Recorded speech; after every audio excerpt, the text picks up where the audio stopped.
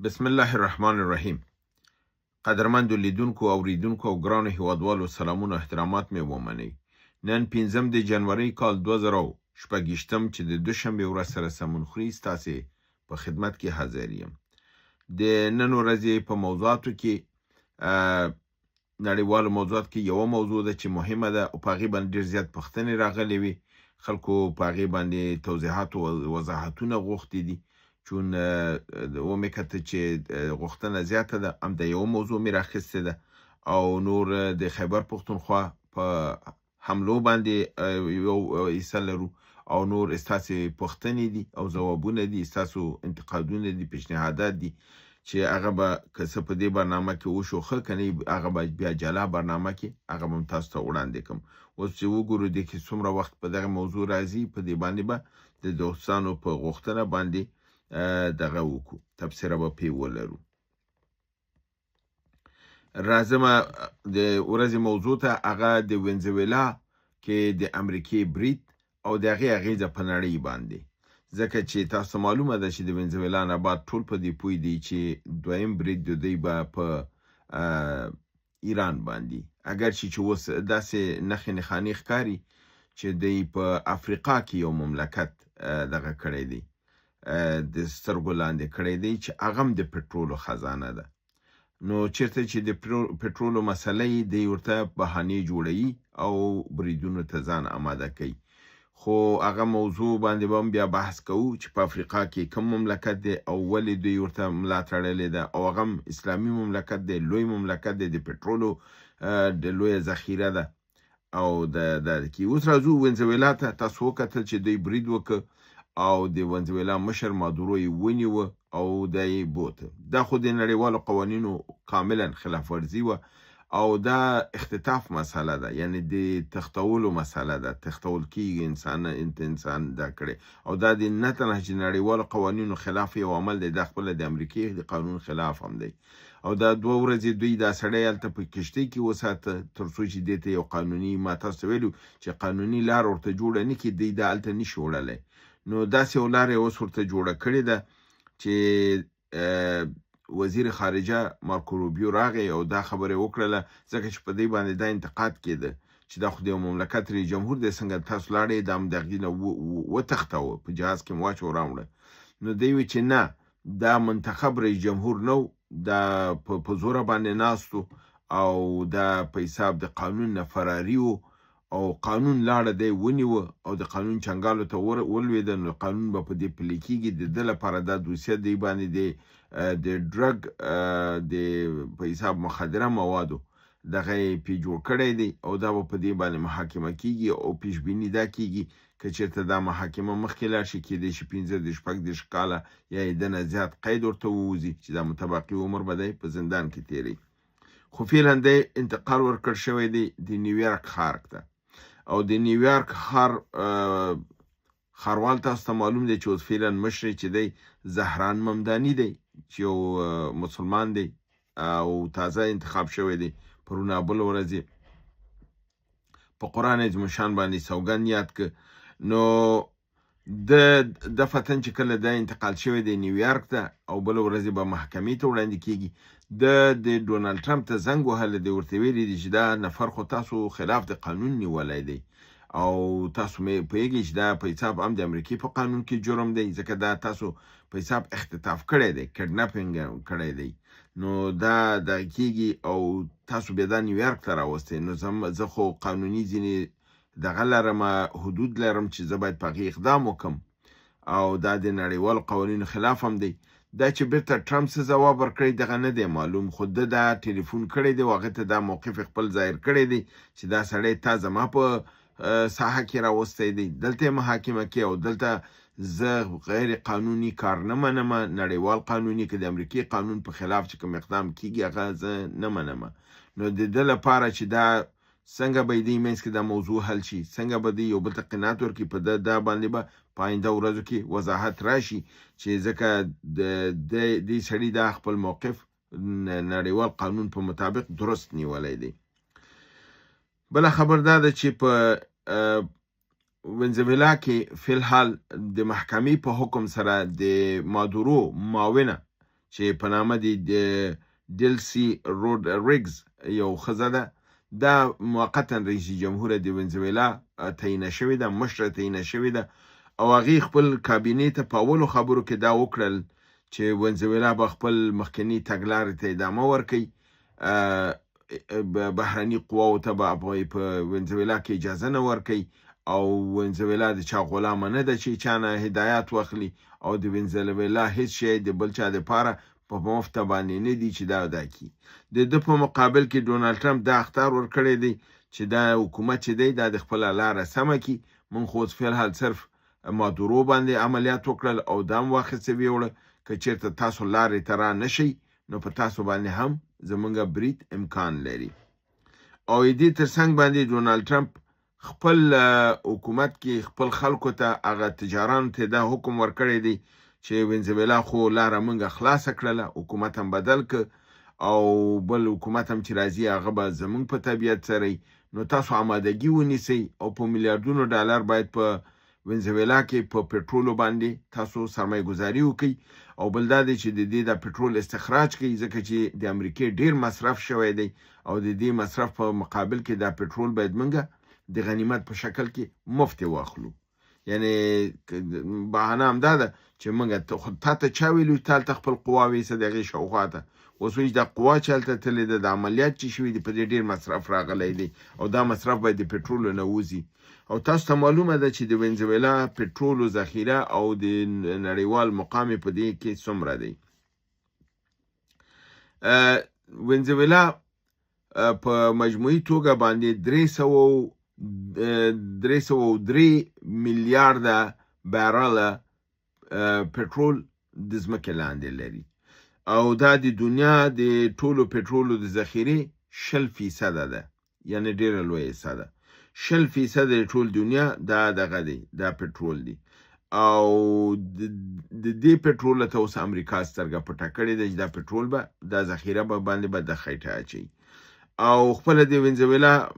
یو دوست پوښتنه کړې وه چې نفوس یې څومره دی، نظام یې ده، نو نفوس یې 28 میلیونه 214,012 وګړي دي، ځکه چې هلته خو د دقیقا احصایه اخلي نو دقیقه احصایه هم ورکړې ده. او حکومت چې و حکومت نسبتا سوشل لیبرال حکومت او د غربي دغه د امریکای خلاف او د چین ته روسیې ته او ایران ته ډیر نږدې او همدا علت باعث د شو چې د نظام باید ووهل شي. نو دی ورته دا پروګرام جوړ ک او دی دا ونزویلا نظام ووهه.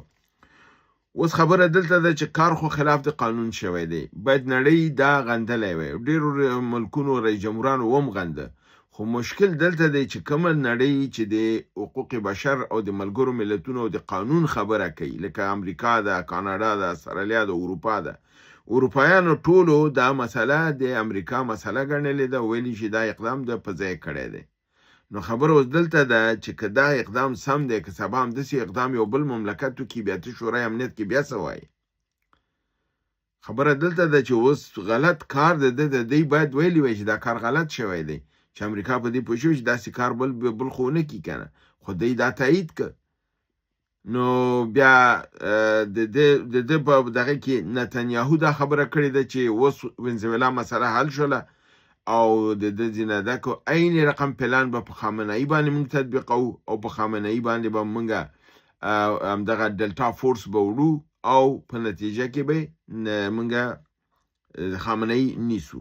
دا چې څومره حده پورې دوی په دې کې کامیابه کیږي چې دا خبره دوی تطبیق کړي چې دوی ګویا واقعا د ایران کې دا کار کولی شي که نشي کولی، زما په نظر باندې په ایران کې دوی دا کار نشي کولی، او جز له ده نه چې که ایران کې دغه کوم یو ګډوډي دی شروع کړې ده که دا کامیابه شي نو دوی بیا دا کولی شي، که چېرته دا کامیابه نشي دا پلان دوی بیا نشي کامیابولی، ځکه چې په 1980 کې هم د ایران باندې هم دا ډلتا فورس وړی و، په تهران کې په سفارت باندې ناکامه شوي وو. نو په دې توګه باندې اوس فی الحال د ونزویلا حالت معلوم نه دی، ځکه چې امریکا دا داسې ښکاره کوي چې دغه حکومت چې اوس ناست دی دا هم د حکومت د خلکو نه دی، دی به حکومت به استازی حکومت دی په خوښه باندې به راځي، ونزویلا کې به دوی ترقیاتي کارونه یعنې د پټرول ایستل به شروع کوي او د پټرولو ذخایر وي ماشینونه د خراب دي دا ټول نوي کوو وي ځکه خپل سرمایدار ته ویلي چې میلیارډونه ډالر باید وینزویلا ته ویسي او ټول پټرول چې دی دا باید راوباسي ځکه چې وینزویلا د ورځې 3.5 میلیونه بیرله پټرول وباسي دا یعنی چې کله تاسو د سعودي او د کویت او د عراق او د ایران ځکه چې ایران هم کله چې پیک ته رسیږي یعنی هغه جګې نقطې ته د خپل د پټرول ایستلو 3.5 میلیونه ته رسیږي خو د ایران کله دا 2.5 میلیونه ته راځي 2 میلیونه ته راځي کله بیرته 3 ته ځي خو د وینزویلا چې دی دا ثابت دی منظمه توګه باندې 3.5 میلیونه بیرله دا ډیر زیات شی دی د سعودي هم د دنه کم دی او د ریزرف اوس هم د ټولو نه ځوان ریزرف دی یعنی د هغه دغه لا نه دی مصرف شوی نو په دې اساس باندې دلته امریکا او اوس خبره د ډرګ او د ډرګ مافیا او دا لاړه اوس ټول خبره د پټرول د امریکا د نه معلومیږي چې پروګرام پټرول ته او مملکت د پټرول لپاره و نظام ورته دغه او دلته دوی خپل لاس برای ته لاسه کړ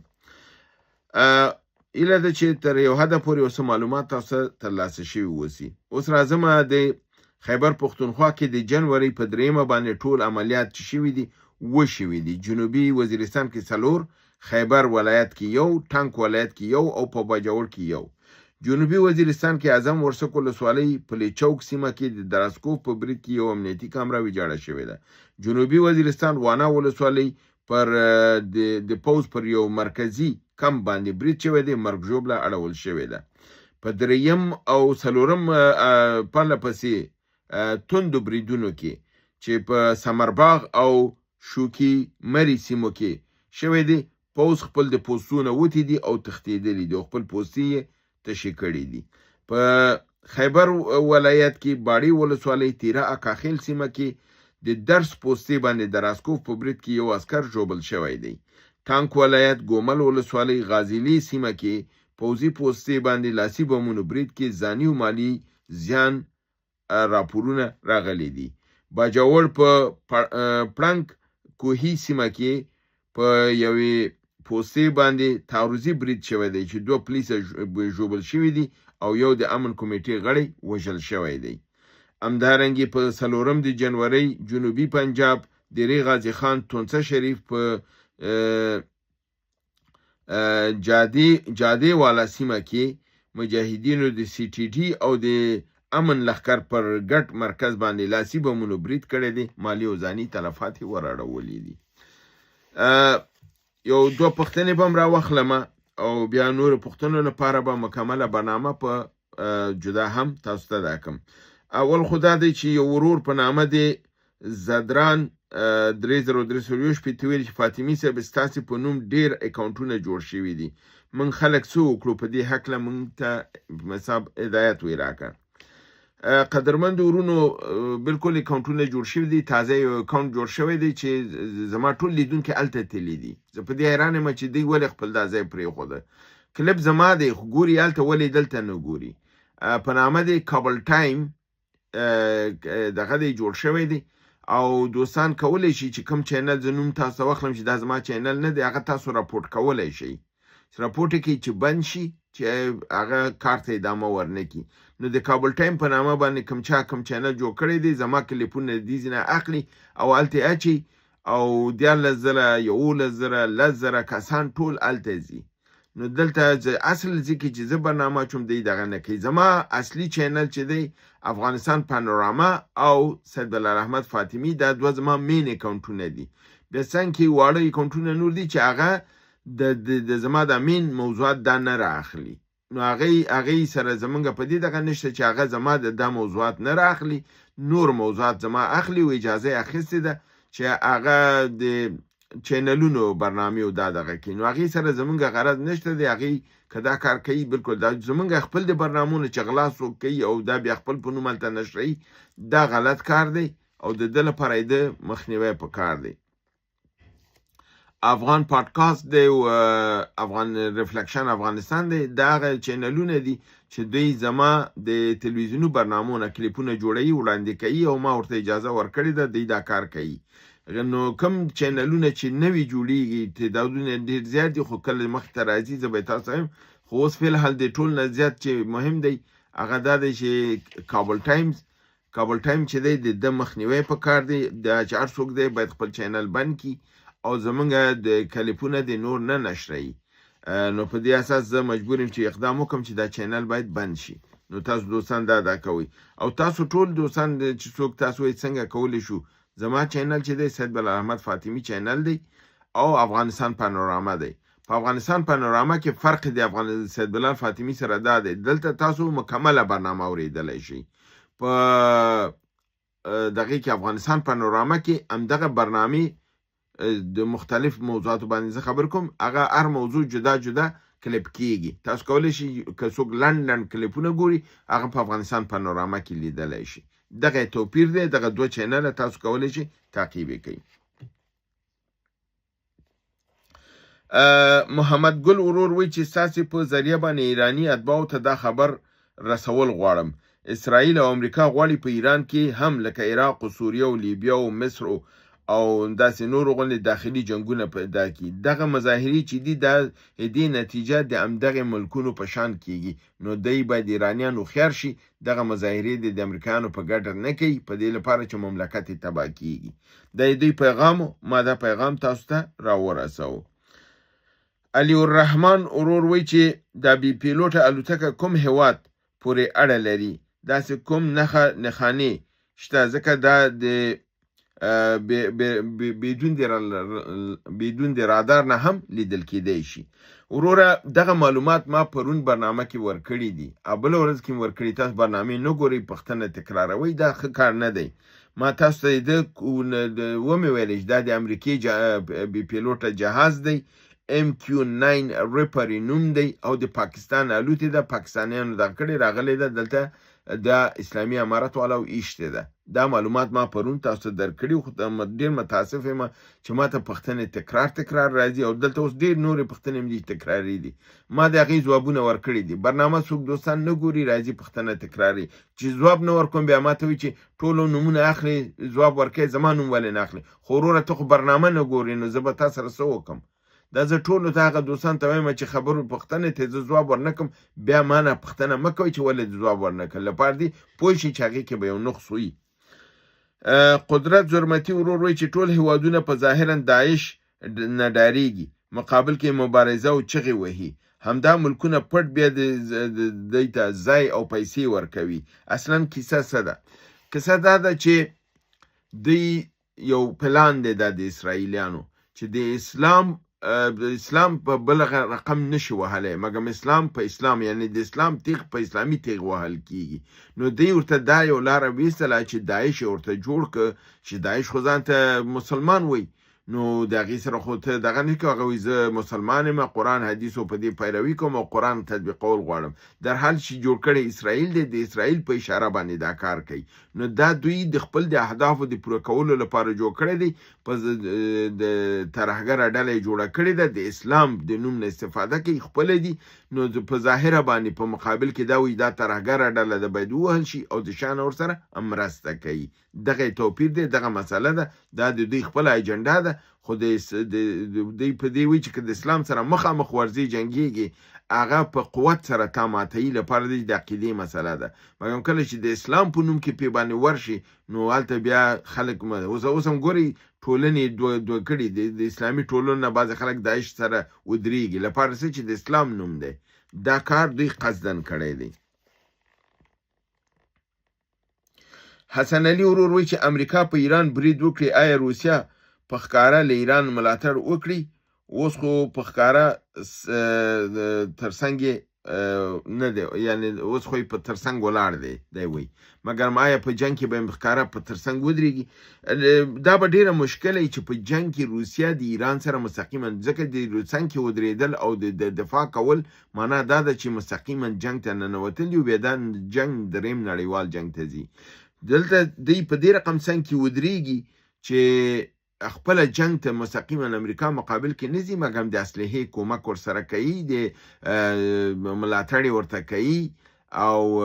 په نړیوال سټیج کې ورسره ودرېږي مګر همداسې نه کوي چې فرضاً دلته په ایران باندې میزایل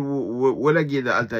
روسیه هم یو میزایل په امریکا باندې وار کړي نو دا کار نه کوي. مستقیما په ښکاره توګه د ایران تر څنګ د نظامی په شکل کې نه ودرېږي، مګر نظامی کومک د نظام سره کوي، ملاتړ ورسره کوي، که اقتصادي ستونزه شي یا نور ضرورت شي هغه کې ورسره ودرېږي.